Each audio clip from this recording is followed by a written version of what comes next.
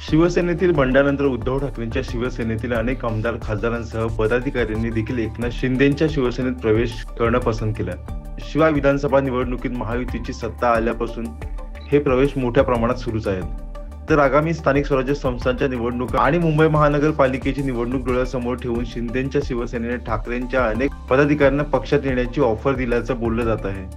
अशातच आता स्थानिक आणि मुंबई महापालिकेच्या निवडणुकींपूर्वी उपमुख्यमंत्री एकनाथ शिंदेंच्या शिवसेनेचे आमदार कृपाल तुमाने यांनी एक खळबळजनक दावा केलाय। त्यांच्या या दाव्यामुळे काही दिवसात राज्याच्या राजकारणात मोठी उलथापालथ होण्याची शक्यता आहे। आमदार कृपाल तुमाने यांनी म्हटलं की 2 आमदार सोडले तर उर्वरित सर्व आमदारांनी मुंबईत आणि मुंबई महापालिकेतील जवळपास 80% उरलेले सर्व माजी नगरसेवक आमच्या संपर्कात असून ते एकनाथ शिंदेच्या नेतृत्वाखाली काम करण्यासाठी तयार आहेत। त्यामुळे दसरा मेळावा झाल्यानंतर आम्ही ठाकरेंना दणका देणार आहोत। तसंच ठाकरे गटाचे खासदार संजय राऊत यांच्या भूमिकेवर अनेक आमदार नाराज असल्याचेही तुमाने यांनी म्हटलंय। ते म्हणाले, खासदार संजय राऊतांना सगळे कंटाळले असून त्यांच्यामुळे उभाटाचा सत्यानाश झालाय।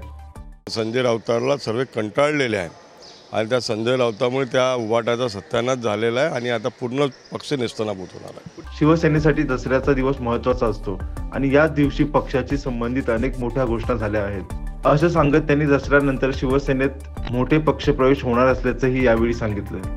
तुमाने यांच्या या दाव्यामुळे आता राजकीय चर्चांना उधाण आलं असून मुंबई महापालिका निवडणुकींपूर्वी ठाकरे गटाला आणखी एक मोठा धक्का बसणार का, अशा चर्चा सुरू झाल्यात। त्यामुळे आमदार कृपाल तुमाने यांच्या या दाव्यावर ठाकरे गट काय प्रतिक्रिया देणार हे पाहणं महत्त्वाचं ठरणार आहे।